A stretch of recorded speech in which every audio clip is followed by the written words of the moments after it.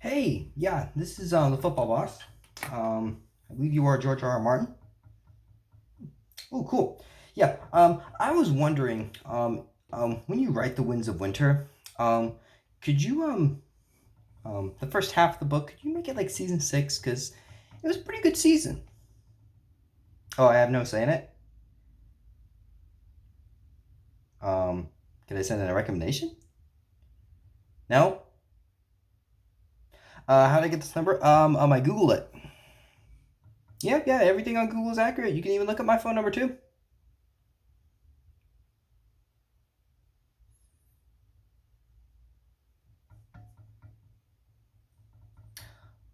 Wait, what? Oh, you can? Um, Okay. My bad. My bad. I was just hoping I could I was hoping I could get in some input. I heard the last couple of seasons aren't very good, but yeah, I was just hoping to make that recommendation. All right. Okay. Yeah. Bye bye. Ah. Damn. Oh, hi everyone. What is up, everyone? What is going on? My name is Matthew Langa. I'm the football boss, and finally, I'm back in Westeros. Not physically, thank God. But hey, we are now back with another season of Game of Thrones. This one for me is season six. This is my very first time I have watched it though.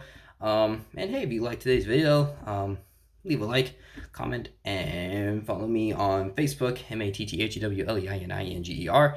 And let's get right on into it though. So what did I think about this season? Oh, FYI, it will be a spoiler review, although I don't even know why you would watch it if you haven't even seen it, or if you haven't even seen the first five seasons. But yeah.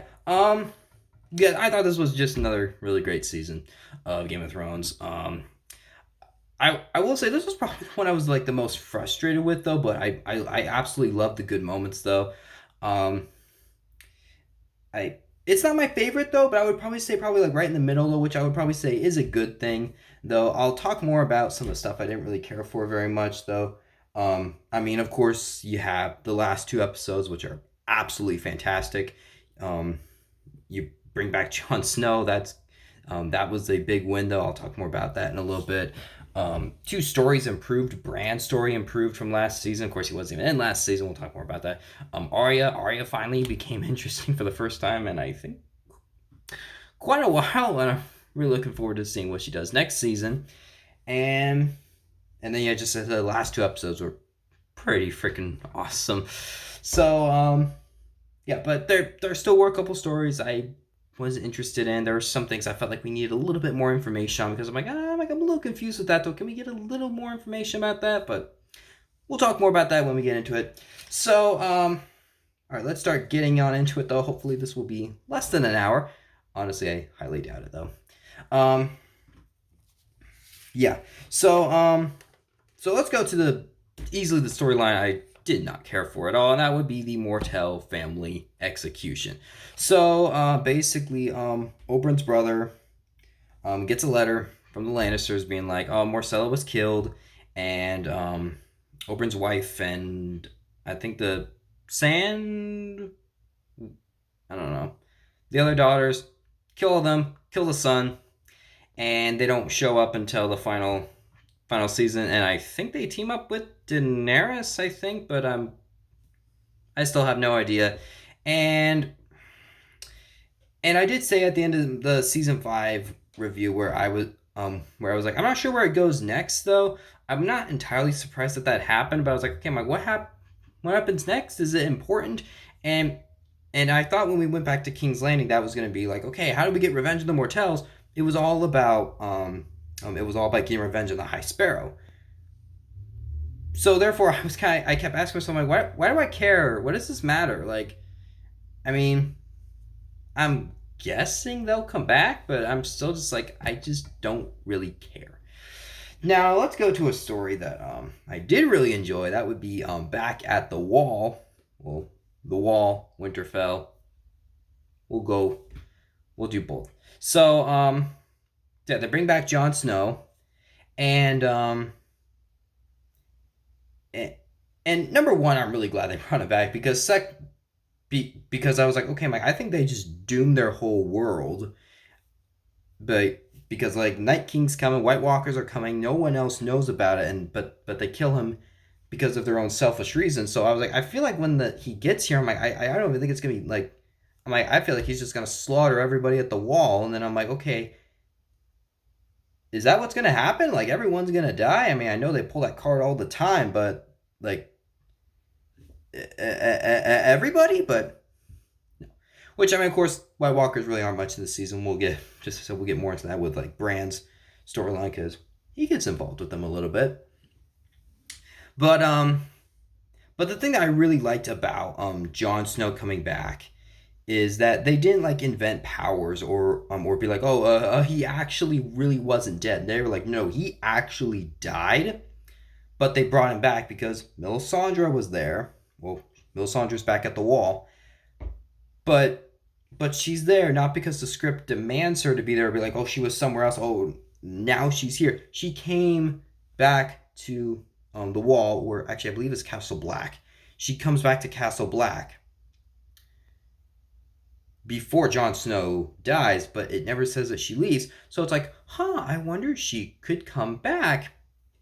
I mean, I wonder if he could come back, and he does, because there are still some people that are loyal to him, though, and and and just as I said at the beginning, where I said it was a little frustrating, though, I really wasn't understanding why Thawne was like ready to kill everyone else, or be like, oh, give us the body, and like or like we're gonna break through, we're gonna kill you all. It's like, why? Like, you technically won, so so they end up bringing it back, and then Jon Snow does end up killing everybody who was a part of killing him, including Ollie, the young boy. And yeah, seeing a child get hung is not pleasant to watch, but you just see Ollie, he just hates him. I mean, he just has this angry look in his eyes when he sees him, or when he looks at him. But like Thawne, for instance, like Thawne's a character that I hate, but I also respect because everything he does for Castle Black. He does for the Wall, and since he doesn't know about the White Walkers, he goes, yeah, I believe what I did was right, and so for that I kind of respect him. But it definitely was very satisfying to see him go, and of course, right after he dies, Sansa shows up with Brienne and Podrick, and changing things up a little bit. Just briefly, Sansa and Theon escape, though. Brienne comes in, saves them.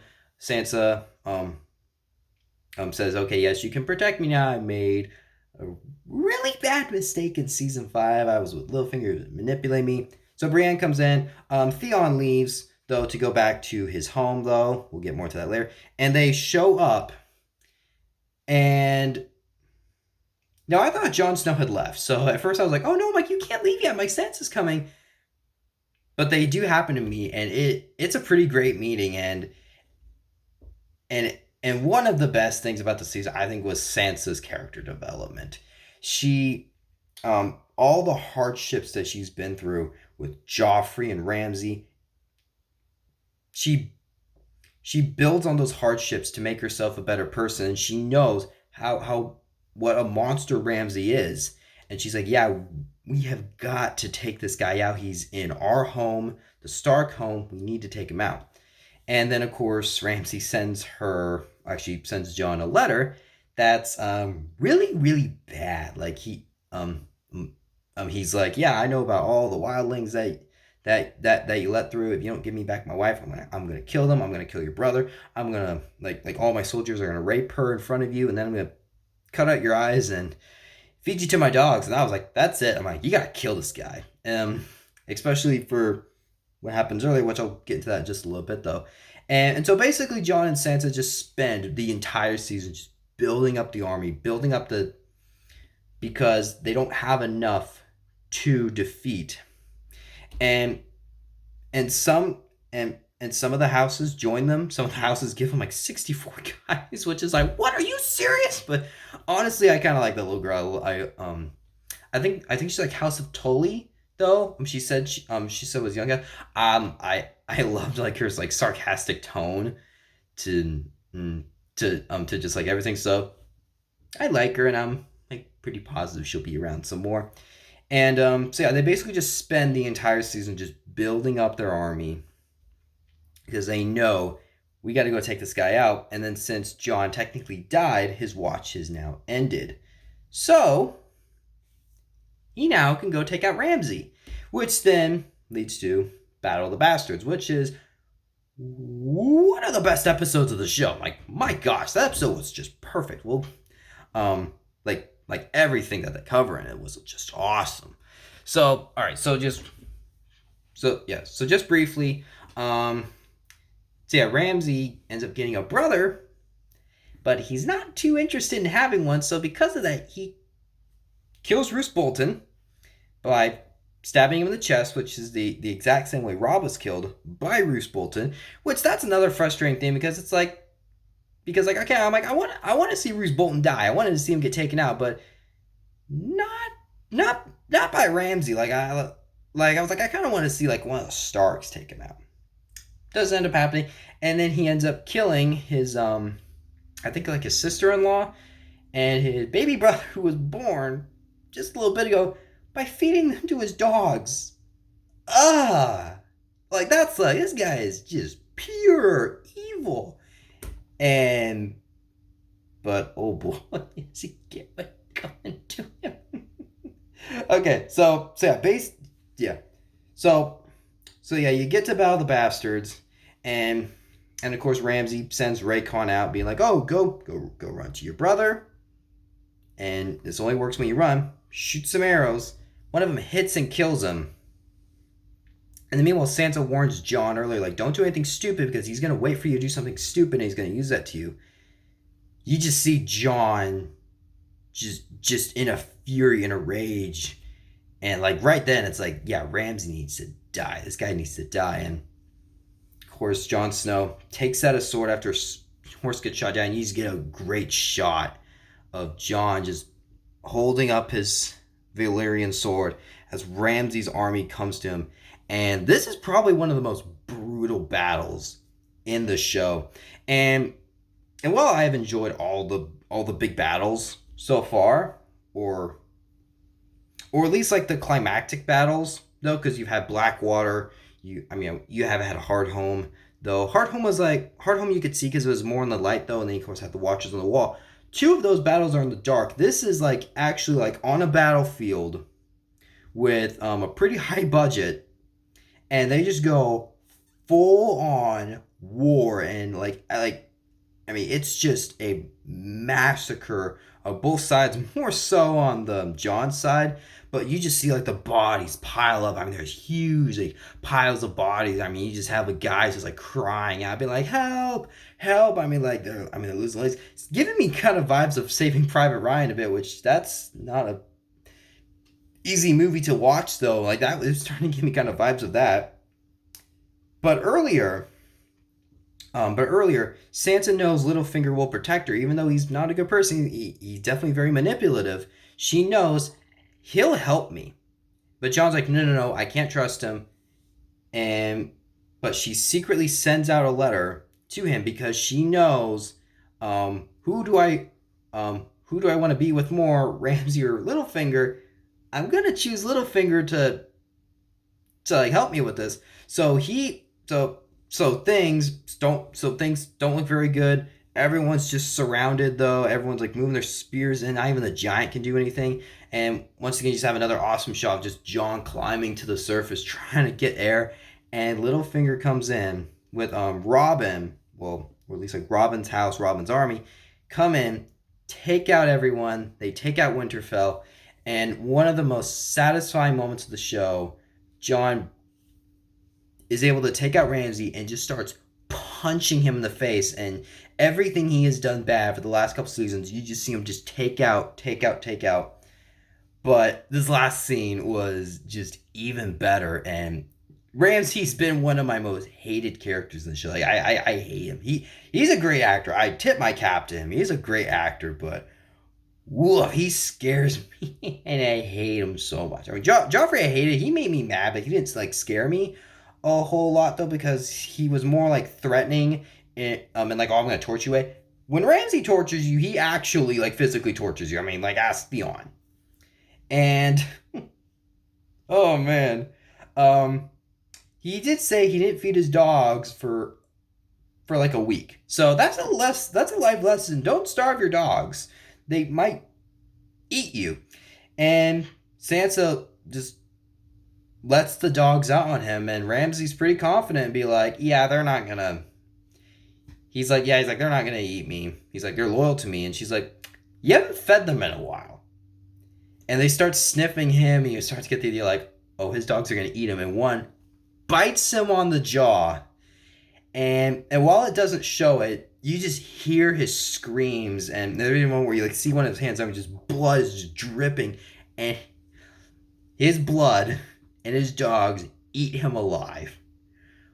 That's probably one of the worst deaths in the show. I mean, just to say, like, you just hear him crying out in pain, and it's like, yes, this guy got what he deserved. This guy totally got what he deserved. And I mean, just as I said, the Battle of the Bastards, that episode was just absolutely perfect. And they end up taking, and of course, Battle of the Bastards, some of the earlier scenes, you have Daenerys doing some of her stuff. That was awesome. We'll get more into her in a little bit. And then the final scene, Jon Snow reclaims Winterfell, and everyone, even some of the people who didn't side with him at first, rejoin him now. And then of course, with everything that happens in the rest of the in some of the other scenes, where you have the Lannisters rising up, you have Daenerys, House Targaryen rising up, 3 big houses rising up. We got 2 seasons left. Plus, you know about the White Walkers. To me, that gets me very excited, and I go, that's a pretty fantastic way to end season. And of course, one of them, Jon, being called King of the North, just as Robb Stark did way back in the earlier seasons. And yeah, you know, the Starks are back. They are not gone, and there's still even 2 other Starks out there. And like, to me, that was my favorite storyline. Seeing the Starks rise back up in power, seeing Ramsay get what's coming to him, seeing Jon Snow come back. They didn't invent powers, and because there was another guy with the eye patch, I don't know what his name is, he also comes back this season. He has said way back in season 3, I remember that, like, he's been risen from the dead multiple times. So the fact that Jon Snow returns just in that way, that's like, oh, it's like, okay, it's like, number 1, it's like, that makes sense. Like, well, I'm happy he's back. And number 3, you didn't invent powers. You're not like, oh, we can rise from the dead. Wait, that's the thing you can do in Game of Thrones. Yes, because people were upset that he died. Like, no. They did it pretty darn good. That, to me, that was easily my favorite storyline. All right, who should I go to next? What do we got? All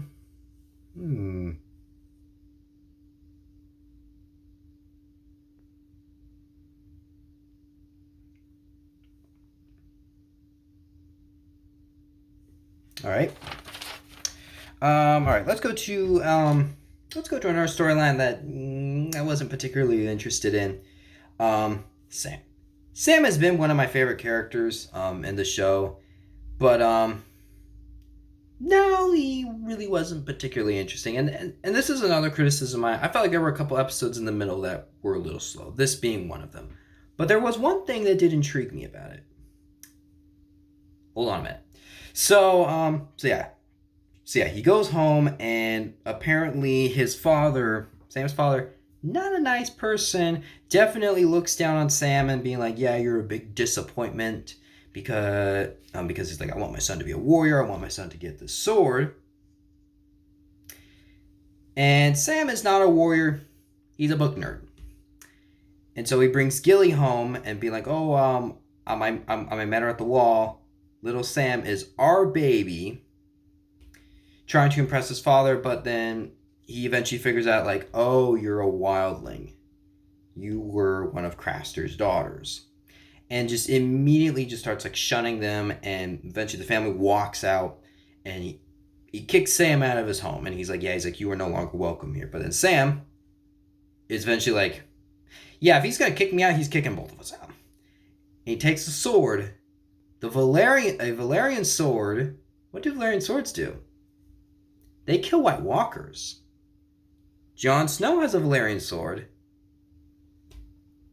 He killed a White Walker. So the fact that Sam took that sword instantly makes me like where some of these storylines. I was like, okay, Mike, what does this matter? Where are we going with this?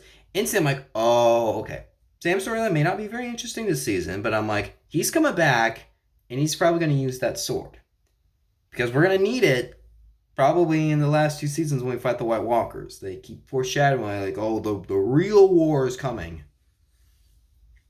And and so Sam goes, I don't remember where, goes to be a maester, and he kind of has like the Beauty and the Beast reaction, being like, whoa, look at all these books. And like in my mind, I was like, some of them are in Greek. Of course, that wouldn't make any sense. So yeah, basically he's got the sword. Good for him. All right, let's go to Bran now. Bran, yay, Bran's back. This is for the first time where Bran's storyline was actually interesting. First half of the season, not the second half. But I was also a little frustrated about what Bran's story is that, number one, is with Hodor. I'm not trying to say that wasn't a sad scene. That was a very sad scene, but I'm also a little confused with it, though, because Bran and the Three-Eyed Raven, they start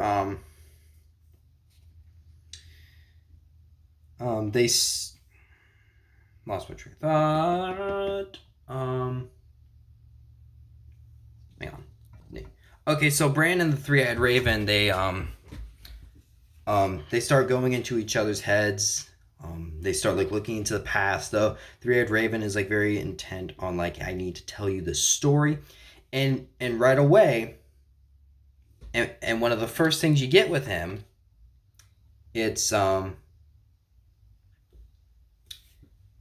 you see Willis being a Hodor, and it's like he could talk, and instantly I was like, whoa, like, huh, I'm like, that's interesting.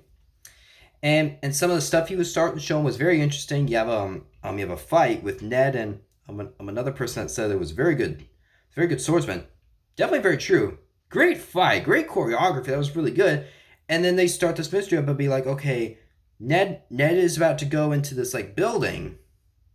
What's in the building? Mystery, and apparently this is all important. And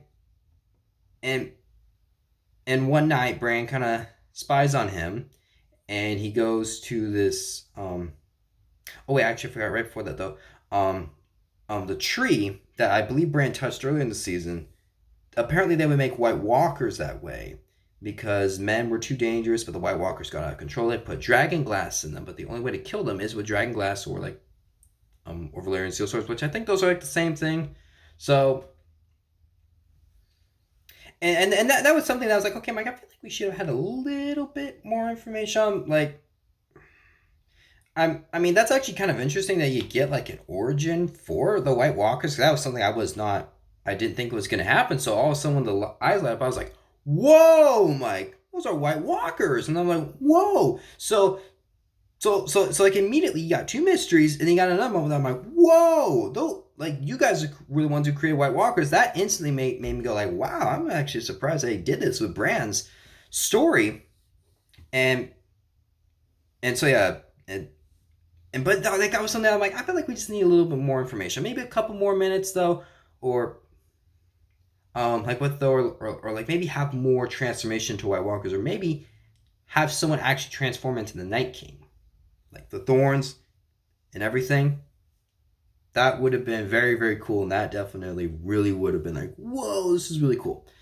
So, he spies on him, I think while the three-eyed raven's like sleeping, I think. And he goes back to the tree, and Army of the Dead and all the White Walkers are, including the Night King. The Night King touches him, marking him. They know where he's at. So the Red Raven's like, okay, I gotta quickly tell you everything. And Army of the Dead, White Walkers start coming. And basically, anytime you get like Army of the Dead scenes, White Walkers, oh, they're basically all awesome. Though, I mean, it gets pretty terrifying. Gets very, very tense. So basically, everything in the last little bit of season 6, episode 5, that was all very awesome, very cool. And then, of course, you also understand why Hodor becomes where he is. But that's where I get a little bit confused. Because it looks like Bran wargs into Hodor's younger self.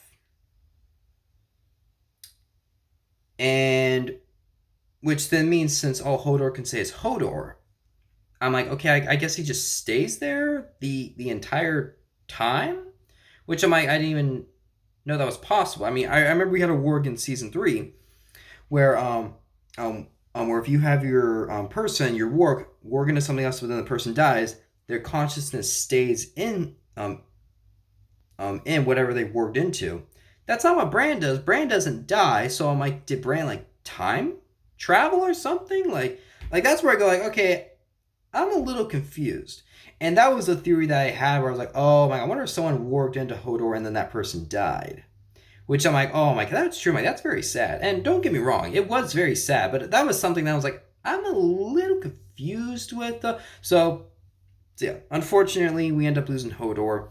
But then someone comes to rescue them later because immediately I was like, you guys aren't gonna get very far, and I'm like, that's not gonna be very good if like Bran dies right away. The person that comes saves them is Benjen, which I vaguely remember him. He did get mentioned as a trap for Jon Snow at the end of season 5. Benjen comes to rescue him, and Benjen, he looks like he's like a like part White Walker, part not though, but like he's still in it though, but he can't go back over the wall.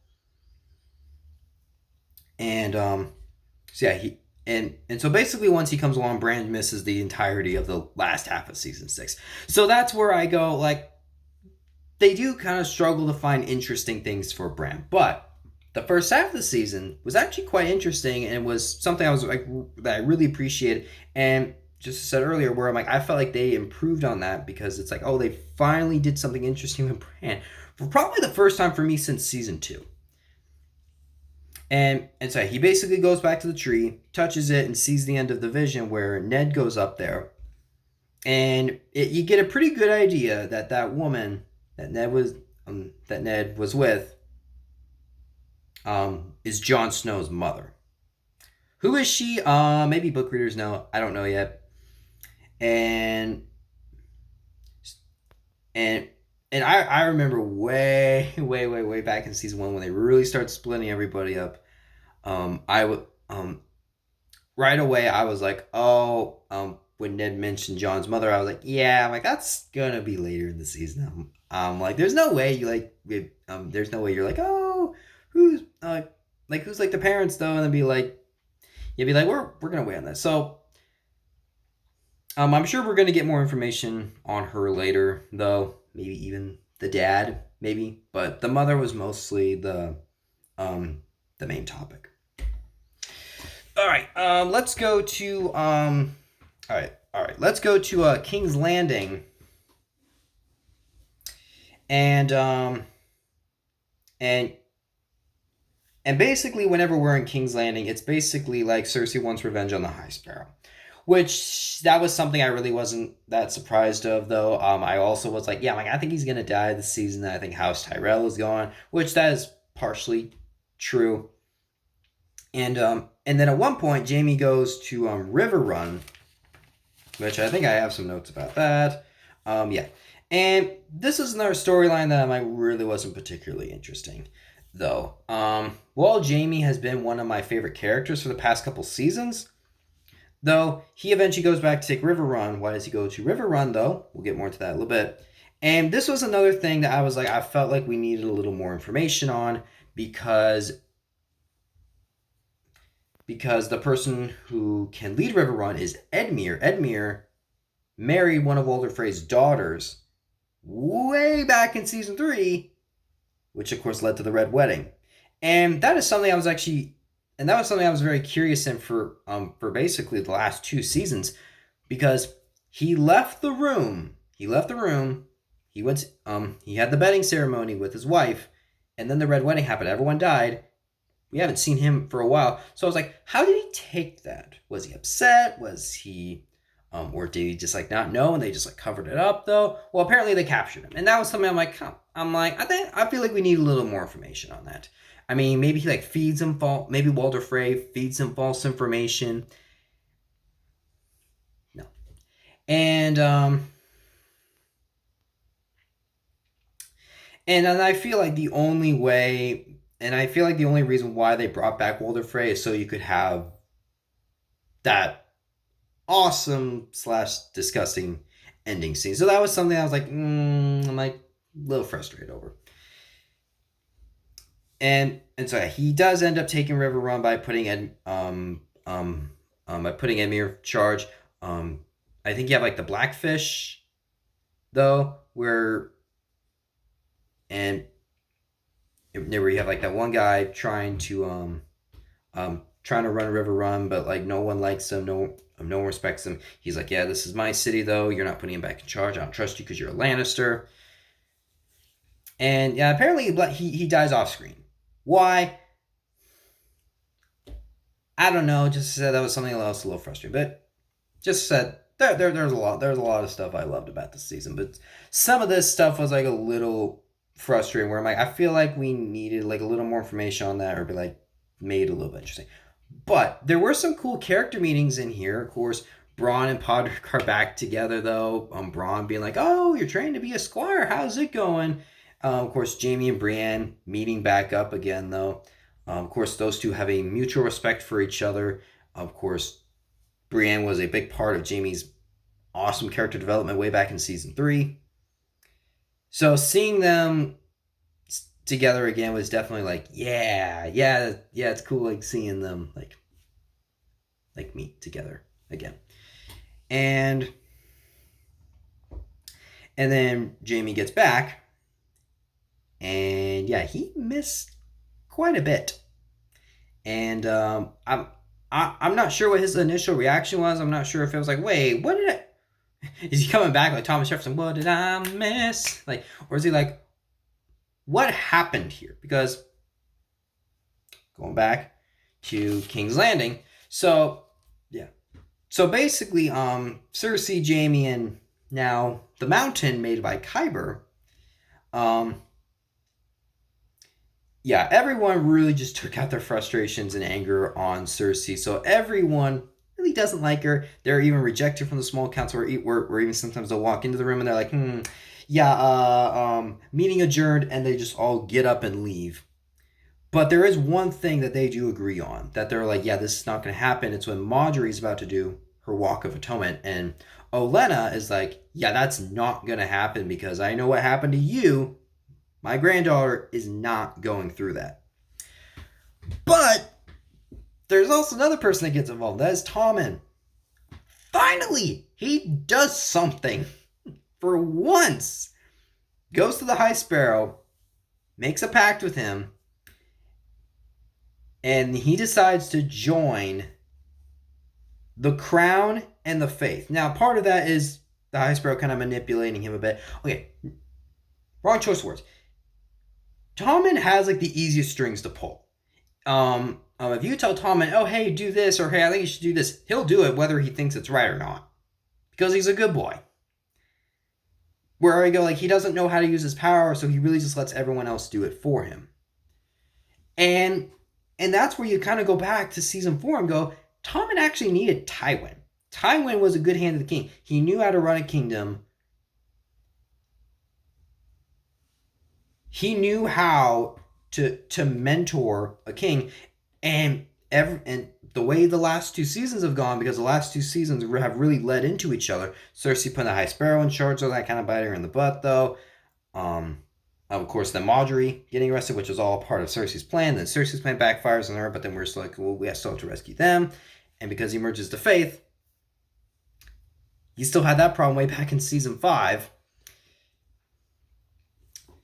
And it's like, Tywin probably could have prevented that if he was like, you do also need to make sure you know what's going on in your kingdom. Consequences of last season really start to affect this season. And so because Tommen merges to Faith, he gets Margaery back, which is nice because I did like them together. And but Margaery is still like, okay, we still got to get Loras, my brother. Olenna, of course, not interested. Olenna leaves. Of course, Margaery is also like, yeah, you kind of should leave, though. Please get out of here. And which then, of course, then Olenna then goes to the Mortells and is like, yeah, the end of season 6 happened. I now want revenge on Cersei. Which then Lord Varys then shows up and is just like, oh yeah, I know the exact person who can get revenge on her. Daenerys. Her story is coming up next. And so because Tommen then merges the crown with the Faith, he then makes a pact and be like, yeah, Cersei is still gonna have to go on Tommen. He's like, my mother is still gonna have to go under the is gonna still have to go on the trial, but she cannot use trial by combat because that was their plan all along. Where they're like, oh, we're gonna take the crown's champion, we're gonna take the king's champion, which is really the Mountain. Since the Mountain's very, very powerful, it's like, yeah, Cersei's gonna win, but since he eliminates that, it's like, what is she gonna do now? Qyburn comes up with an idea, and you get to that final episode. And you know something's wrong. You know something's going on.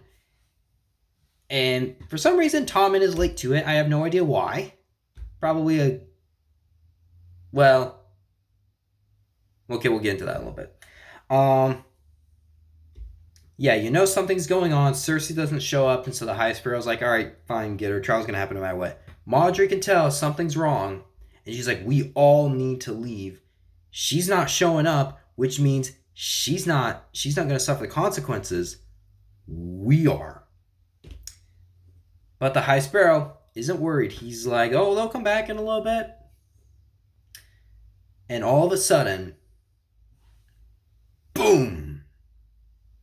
Whole place blows up. What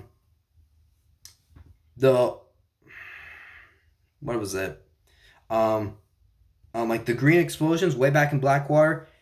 Qyburn's idea was, it's right under the church where your trial's going to be. Everyone's going to assemble there. Tyrells, High Sparrow, everyone's going to be under there. Blow all this up underneath, and it's going to blow the church up. Everyone dies in that church. All Margaery, Loras, gone. High Sparrow, gone. Faith, gone. The places where you can bury the kings and queens, because Joffrey's there, Tywin's there, boom, gone, blown up. And once again, Cersei's plans start backfiring in her face because Cersei does send the Mountain to Tommen's room and be like, yeah, dude, you gotta stay here. So he sees the entire church blow up and he knows everyone's there. Everything that he dedicated his kingship to, his wife. So because of that, takes his crown off, sets it down, walks out the window, commits suicide because of grief. And it's like, Cersei, why did you not see this coming? Tommen loved Margaery, and it's like, did you not think you would be upset by this? Because basically once the entire citadel explodes, I think like one of the servants is like, I'm really sorry, walks out the room. So they have no more kids because their 3 kids, Joffrey, Tommen, Myrcella, all 3 are dead. So because of that, who's gonna lead West? Who's gonna send the Iron Throne? The one person You do not want on the Iron Throne, and that's Cersei. So she's walking down there. I'm going, absolutely not. No. Ugh. But that's where I go, like, that's really cool to be like, just said, previous scene, King in the North, King in the North. Next scene, Cersei sits on the Iron Throne. Then Daenerys comes. All right, let's get into her. All right, let's get into her storyline. So, oh shoot. I just realized I forgot something with Jon's storyline. Whoops. All right, we'll touch on that later. So yeah, Daenerys gets captured by the Dothrakis, which is Drogo, Khal Drogo's people. There we go, got it. And yeah, and Daenerys is clearly not interested in being there. She's like, yeah, I'm the Khaleesi, mother of dragons, which means I gotta go retake Westeros, so it's my birthright. They're all just like, yeah, no, you're just gonna stay with the other widows because this is where all the Khaleesi widows go. And right around the time, Jerome and Daario, I learned his name now. I like that guy. That guy's pretty cool. My phone keeps slanting. It's probably because I'm charging at the same time. It's at like a 20% battery, and since this is like a 40-minute video, I'm like, it's probably not going to survive. Okay, so around the time, Jerome and Daario come and rescue her, but she goes, I have an idea. Let's build up my army even more, and so she basically gives the Dothrakis like, okay, I'm going to give you an option. Number one, you're all going to die, or you're going to join me. And they're basically like, yeah, how about this? We all fuck you. And she's like, pushes all the, I am drawing a blank on what those are called. Yeah, just pushes fire on him. And since it's been known that she can withstand fire before, you eventually get the idea of like, oh, yeah, she's going to be fine. All these other guys, yeah, they're dead. So, yeah, she builds her army even more. She now has the Dothraki army. She has the Unsullied Dothrakis. She now has I think she has the support of House Tyrell and House Mortell, I think. So she's got a big army. She has a massive, massive army. And so she goes back, and of course you do have a scene which this scene I felt like was a bit weird, where she just starts riding on her horse. She's like, how many ships am I going to need to go back to Westeros? Star's like, oh, you're going to need this, but it's not possible. She goes, I'll be right back. Walks off, and then comes back on Drogon, seeing her on Drogon, being like, oh, who's going to help me take Westeros? Yeah, like, that's awesome. I just felt like the way they did that scene was a little bit odd. And then I'm also like, where did the horse go? Did Drogon eat the horse? Because we know he'll eat other things. And so, yeah, so she ends up coming back and switching things up a little bit. He then goes back to Meereen. And you have Tyrion and Lord Varys trying to run Meereen. And they're both trying to do the best they can under the circumstances. Since the queen isn't here, we basically just have to put things in our own hands. And they end up learning that some of the other slave masters have retaken some of the other cities that Daenerys has overtaken. So Tyrion comes up with the idea, because Tyrion then comes up with the idea, since just today, he's a good hand of the king. He does know what he's doing. He goes, hey, I have an idea. Bring the slave masters to Meereen, and I'm going to make a deal with them. So he makes a deal with them, by saying, you have 7 years to eliminate slavery, because I've lived in King's Landing all my life, and I'm richer than all of you guys combined. So how about this? You guys just adapt to King's Landings. And he even tries to bribe them a bit by bringing women. And Missandei and Grey Worm, they are like, yeah, no, they see slaves very, very differently than you. But Tyrion's pretty confident, being like, no. Look, you can't just eliminate slavery in one day. he's like this needs time. He's like, I get what you're saying, but it's gonna take time. And you can really start to see, be like, yeah, Grey Worm is Sandy, all right, but it's also like, yeah, but Tyrion's correct at the same time. Unfortunately, Tyrion's plan does not work because then they end up coming, start attacking him, and that's also the scene when Daenerys comes back, which is a pretty awesome entrance because she just like walks in. Of course, you hear the flap of the wings, and it's like, wait, I think she's back, and she walks in. It's like, yes, and so it's not really a good look to be like Daenerys comes back and then her city starts getting attacked and she's like, okay, Tyrion, what did you do? And he's like, um, ugh, crap. So and then then Daenerys then comes out and this part's in Battle of the Bastards. Just as I said, like there were some awesome moments in Battle of the Bastards. I mean, not just not just the battle, but also the opening scene of this, where Daenerys comes out and pulls a Thor and being like, I accept your surrender, um, and all the other slave owners are just like, all right then, yeah, we accept your surrender. The dragons, we're just gonna lock them back up though. We're going to resell Missandei. We're gonna resell Grey Worm. We're taking the entire army back. She's like, oh no. I'm accepting your surrender. Gets on Drogon. Her other two dragons burst out, and they torch this boat. One boat, because she's like, I'm taking the rest of your boats. Torches this boat. Grey Worm kills two of the masters, and Tyrion sends the third one back and is like, yeah, you tell everyone you're going with my plan, or we're coming after you. So you tell everyone you guys have to go with my plan, because if you don't, we're going to tell you what Daenerys Targaryen did. And at the same time, House Greyjoy comes in, gives them the ships that they stole. We'll talk about that in a little bit. And they all sail to Westeros. Oh, I also forgot, Daenerys now has the support of part of House Greyjoy. Okay, let's go back to Theon. So Theon returns home and he finds out that his father has died, or more like his father was killed. And this was another thing that I was a little frustrated with. In the first 4 episodes, they kill 2 families and multiple other characters that haven't been in the show for a while.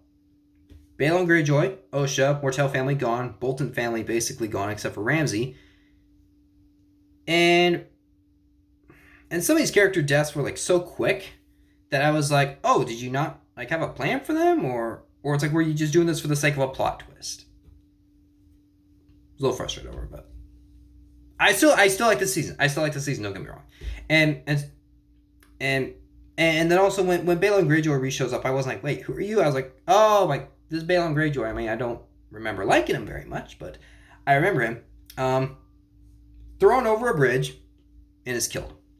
And you actually find out that it's the big bad brother.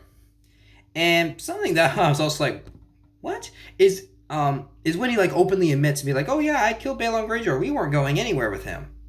If you guys join me, I'll take you guys to Daenerys.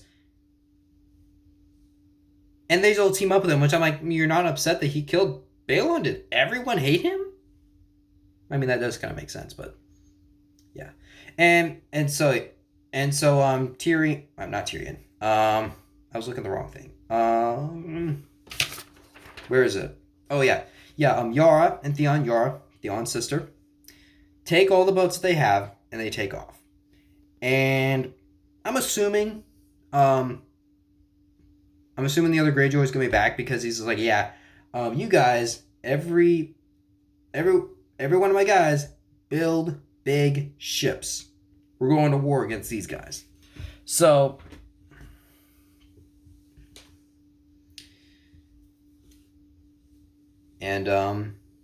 yeah. So that basically is what's gonna happen with happening with him. He's just gonna build his army up. And I'm assuming he's coming back later.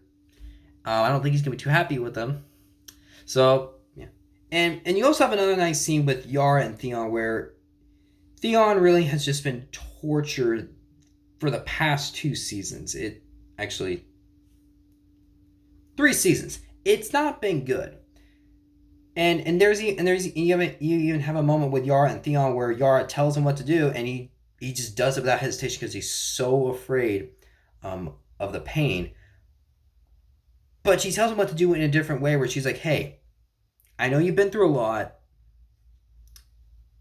but please stick with me. We're gonna get through this." I mean, she's like, "I need my brother." And it's like that. That's a nice, and that's a nice little moment. I still feel like Theon's gonna be. I still feel like Theon's gonna be a little afraid, but having that moment where, she's like, "I need you to follow my lead, but I need my brother with me." That to me was a pretty nice moment. I also have written here that that Jerome, his great skill really starting to spread now. He tells Daenerys about it, and she basically is like, "Yeah, I want you to find the cure. When you do, come back to me." I'm assuming he's coming back. He's gonna come back healed. What season is it gonna be? I don't know. We'll find out. What other storylines do I have left? I think I only have two more. Okay, well, last one. I have on here Jon banishes Melisandre. Davos, he finds out about what they did to Shireen, which I believe is Stannis' daughter. Which, if you remember, Melisandre burned her alive to sacrifice her to I think the Lord of Light. And yeah, Davos finds out about that. Not very happy about that. Melisandre keeps trying to plead her case, and eventually Jon banishes her because he starts to go, "I wonder if your magic is not going to is not going to let us kill you." And it was also revealed in the first episode that she takes off her necklace. She's really an old lady, which ugh. I wish I hadn't seen that. Anyways, so and then from what I saw in the season 7 trailer, it does look like she's going to come back. Though I don't know who she's going to be with now, but yeah, we'll see. Okay, so two more storylines. Let's go with the quick one first. The Hound. They reveal the Hound's alive, and you do see him get revenge on some of the people that he killed, and I really forgot how brutal he was. I mean, like when he comes in, just like chops the guy's head off though, I'm sends right to the guy's nuts. It was like, it's like, jeez, I forgot how brutal he was, and he ends up joining the Brotherhood, which while all this was going on, this is some of my frustration about the season where some of these storylines I was like, okay, I'm like, well, when did they matter a bit? But the Brotherhood ended up going, like the guy with the eye patch, he goes, "Hey, the Great War's coming. Are you gonna help us fight?" So it's like, oh, I get it. He's now joined the Brotherhood. And because you have these other scenes with him, it leads him to this. But it's still like, okay, is it cool seeing him get revenge on these guys? Yeah, but could he just have been rescued by the Brotherhood? I don't know. And then last of all but not least, you have Arya's storyline. And Arya's storyline was a bit of a missed opportunity for me last year. She basically spends the entire season sweeping, cleaning dead bodies. It is cool what she did in the last couple seasons when she kills Ser Meryn. Very brutally, and he kind of deserved it because he was beating girls. Shame on anyone who beats little girls. And But this is the season where it's like she finally did what I wanted her to do. She gets beat up a lot, especially by I think it was the Waif. I think that's what her name was.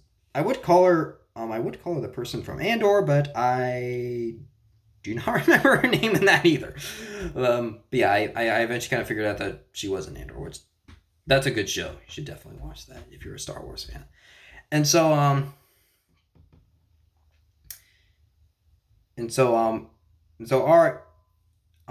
Arya actually gets to train with her a little bit, and you have this training montage where first she just gets beat up all the time, but then meanwhile, while she's still blind, she actually still can fight really well. So the fact that she was training right there was like, yes, I'm like, this is what I wanted to see from her last season.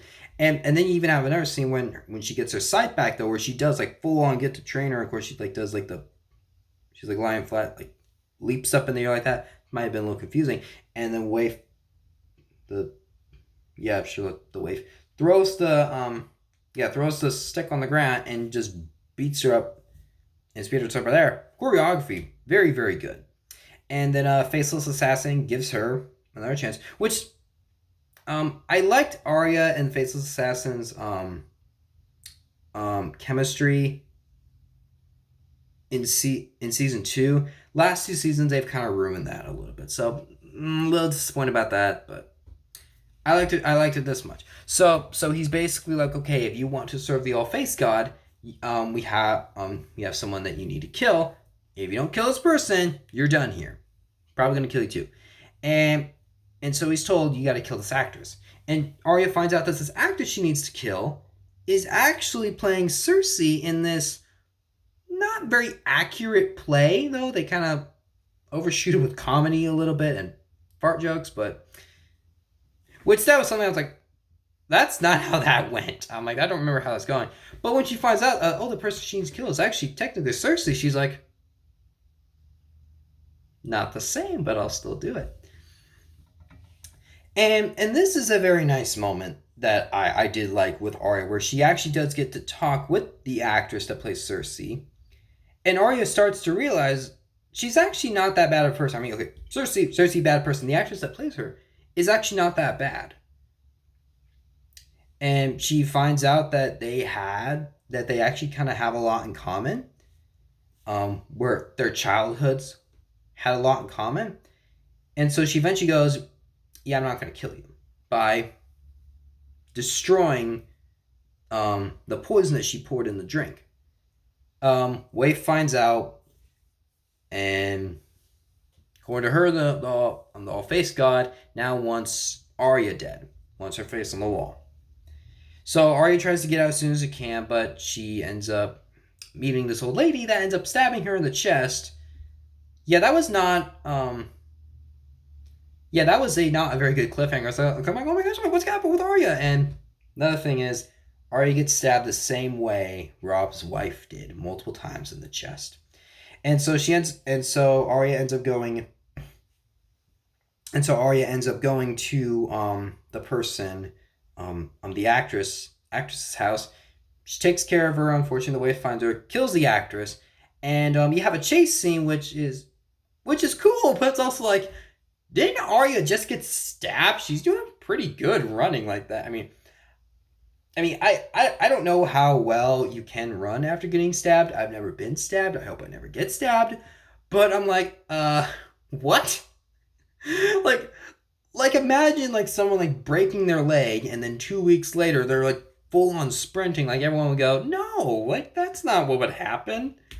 Okay, that probably wasn't the best example, but then in the end, Arya kills the Waif by using, I think her sword's name is Needle, and kills her in the dark, puts her face up there, and tells Faceless Assassin, yeah, I quit. This job is just not for me. He lets her go, and honestly, I do think that this is probably the end of the Faceless Assassin. I don't really think he's coming back. I don't think they can come up with a good reason for him to come back, though. And then plus, since the only 2 people we've known that he's been with, I mean, if he had like an army, I would probably say maybe he comes back though. But it's basically been the Waif and Faceless Assassin. Well, Waif said you basically have Faceless Assassin, and while he can use like the multiple faces and stuff, it's not like probably a technique he could probably use to fight like the White Walkers with, or like to take out the Lannisters or something like that. So honestly, I think he's done. And you get to the final scene with Walder Frey. And then the servant girl comes up, of course. He's very rude to her. Smacks her on the butt. And he ends up going, where are my sons? Tell them to come in. And she goes, oh, they're already here. And he's like, what? And she's like, they're in your food. Arya takes her face off. Well, the servant takes the face off and it's Arya. So apparently she killed his sons, put them in the food, and he's been eating them all night. Ugh, gross, but it's also like, there's another person off her list. She comes in, cuts his throat, and there's another person off her list. That's pretty satisfying. That's pretty awesome. And since she's back in Westeros now, you can start to get the idea that's like, she's probably going to meet Sansa very, very soon. Probably see Sansa for the first time since way back in season 1. And honestly, I would absolutely love that because Arya deserves happiness. She just does. So I actually think that's actually it. Just I said, there were a couple things I was a little frustrated with, though. There were a couple slow episodes. The fact that they killed some people, they killed some families kind of right away to the season. I was like, really? But things I liked. They improved on some storylines, and you just had some awesome Game of Thrones moments. And then just like kind of briefly said, like with the ending scene where it's like you have the Starks rising back up, you have the Lannisters rising back up, and then Daenerys is coming. Finally, she's coming.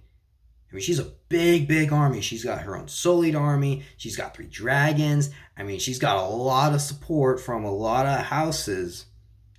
She's even got the Dothrakis. She has a huge army. But then you still have the White Walkers probably have an even bigger army. And you can really start to see how this is eventually coming together. And we got 2 seasons left, which I'm excited about, but I'm also really nervous about. I don't have very many concerns besides the fact that I'm like, oh my, I bet what they're gonna do in season 8, they're just gonna kill everyone and say, oh, the end. And I'm starting to think, I'm like, how in the world do you end this in a satisfying way? Because what you've been doing for multiple seasons is you're always having plot twists, you're always having character deaths, unexpected deaths, characters that don't really deserve it. So it's like, how do you end something like this? I'm just gonna have to wait and find out, though. But yeah, once again, season 6, very good. I got 2 seasons left. I'm a little worried, but I'm also very excited. So yep, an hour video, told you. But yeah, let me know what you think down below in the comments, though.